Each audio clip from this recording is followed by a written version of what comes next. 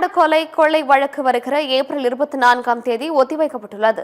நீலகிரி மாவட்டம் கோத்தகிரி அடுத்த கொடநாடு முன்னாள் முதலமைச்சர் ஜெயலலிதாவுக்கு சொந்தமான பங்களாவில் கடந்த 2017ஆம் ஆண்டு கொள்ளை சம்பவங்கள் அரங்கேறியது. இந்த வழக்கில் சயான், வாளையார் மனோஜ் உள்பட 10 பேர் கைது செய்யப்பட்டு தற்போது ஜாமீனில் வெளியில் உள்ளனர்.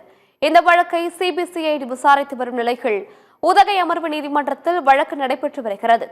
முக்கிய குற்றவாளிகளாக கூறப்படும் கேரள மாநிலத்தைச் சேர்ந்த வாளையார் மனோஜ் உள்ளிட்டோர் நேற்று விசாரணைக்கு ஆஜராகினர். இந்த நிலையில் இந்த வழக்கு விசாரணையை ஏப்ரல் 24ஆம் தேதிக்கு ஒத்திவைத்து நீதிபதி முரளிதரன் உத்தரவிட்டார்.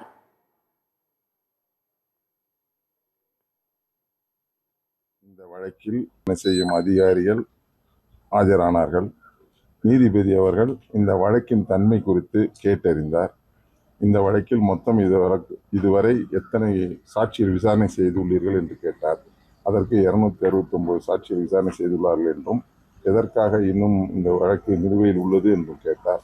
அப்பொழுது குஜராத்தில் இயங்கி வரும் ஃபாரன்சிக் லேபில் இருந்து ஒரு ரிப்போர்ட் வர வேண்டியுள்ளது, அதற்காக நிலுவையில் உள்ளது என்று நாங்கள் கூறினோம்.